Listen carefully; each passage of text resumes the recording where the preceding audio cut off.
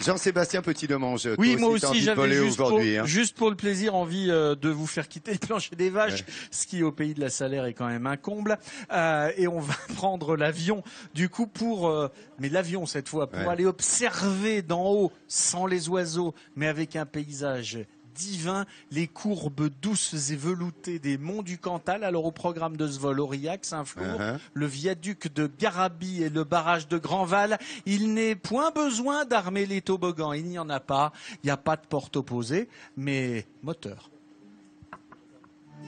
Avec 30 ans de vol à son actif, Michel est plutôt du genre serein en embarquant dans son Cessna. Même lorsque le vent souffle et que l'orage est à 2 doigts d'éclater.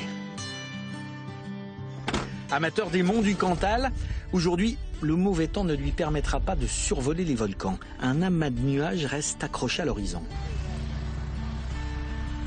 Mais qu'importe, la région possède bien d'autres atouts. Et Michel l'a décidé, il va prendre son envol, quitter le plancher des vaches et prendre un peu l'air. Eh ben, c'est une passion qui m'a pris dans les années 80. Et donc j'ai commencé à apprendre à piloter. Et maintenant, ça fait partie de mes jeux favoris, dirons-nous.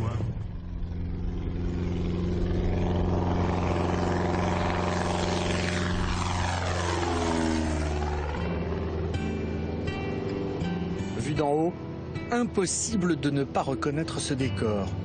Ces champs verts et ces courbes typiques du Cantal. Première étape de cette croisière aérienne, Saint-Flour. Une ville construite sur 2 étages. La ville haute est située sur la Planaise, grand plateau volcanique du Cantal à 900 mètres d'altitude.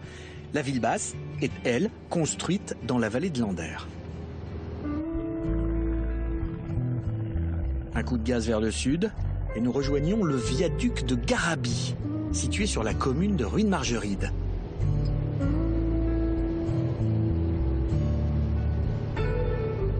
Un ouvrage ferroviaire construit par la société de Gustave Eiffel et achevé en 1884. Il permet de franchir les gorges de la Truyère, un affluent du Lot. Coup d'œil le long des gorges de la Truyère sur le château d'Alleuse. Un château fort en ruine. Michel, à 67 ans, n'est pas prêt d'arrêter. Et lorsqu'il atterrit, à chaque fois, il n'a qu'une idée. Repartir, voler.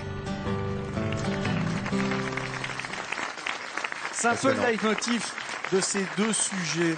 C'est qu'à chaque fois qu'on vole, on n'a qu'une envie en touchant terre, c'est de repartir. Parce que c'est tellement beau, la planète vue d'en haut. Oui, alors surtout le Cantal, là. Parce qu'on voit bien que c'est une région, tu vois, puis, que l'on peut visiter. On avait l'impression, ce que me disait Christophe, notre rédac chef, il me dit, on a l'impression d'être dans les fjords, quoi. C'est magnifique. C'est plus que les abers bretons, c'est des fjords. Et c'est de la montagne. C'est de la montagne, voilà. Est-ce qu'on caresse les œufs de Cessna avant juste avant la naissance de l'avion pour l'imprégner? Absolument. On imprègne le Cessna. Tout à fait, ouais. Mais tu sais, Laurent, ces montagnes douces, cette moyenne montagne, elle a des courbes assez rondes, assez généreuses, assez féminines même. Et puis, ce que j'aime bien dire, c'est que on a beaucoup de ciel ici. Quand il est gris, il est gris. Quand il est bleu, il est bleu. Mais dans les Alpes, même si j'adore les Alpes, eh ben, on est souvent encaissé dans une montagne. Là, on a du ciel, un horizon. Il y a un horizon, voilà, qui est limité, qu'on peut découvrir ici quand on est en l'air. Tu voulais rajouter quelque chose, Jean-Seb? Du tout, juste que c'est beau. C'est juste sublime, comme dirait Petit-Demange. C'est vrai que ces images, elles sont à tomber. Tomber la pluie aujourd'hui également, enfin du coup ici à Aurillac. Et ça va être un des sujets de notre amie Nathalie Schran aujourd'hui. C'est ce que tu as choisi pour ton Made in France, c'est-à-dire l'excellence, le travail se fait ici, au regard évidemment des conditions climatiques. Parfois aurillacois, vous êtes d'accord? Seulement parfois. Et c'est vrai qu'il est difficile de venir à Aurillac, capitale française du parapluie, et de ne pas en parler. Voilà. Car en France, on fabrique chaque année 150 000 parapluies et la moitié provient du Cantal. Et alors moi, je vous emmène chez la famille Pigagnol qui perpétue cette tradition depuis maintenant 5 générations.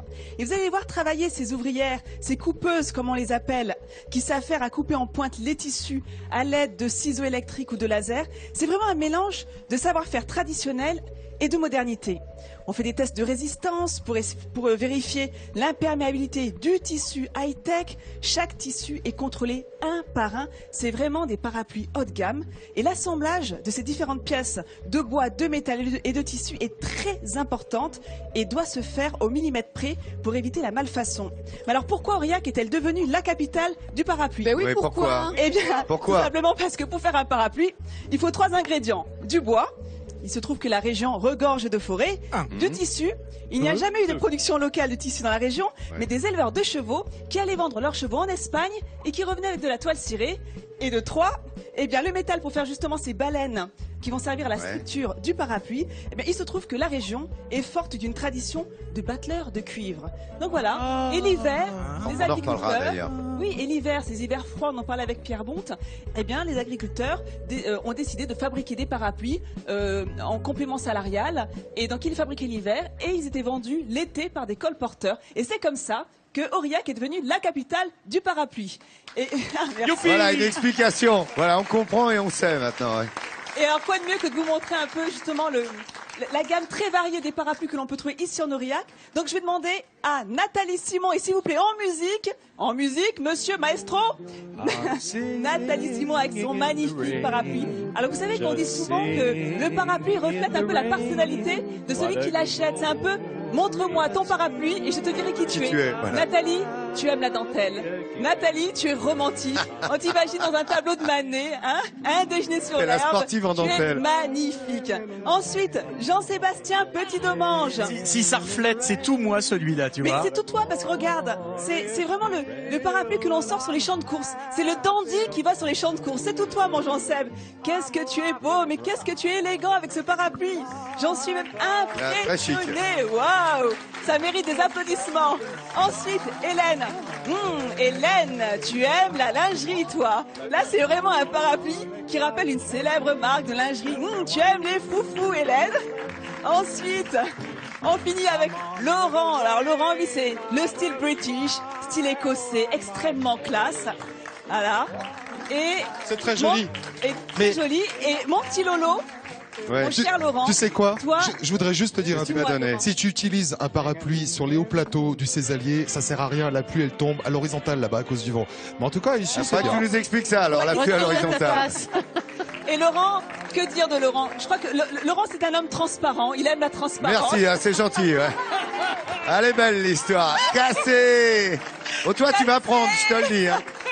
Toi, tu vas ramasser. Donc, notre entreprise crée 260 modèles par an. Vous imaginez le travail derrière?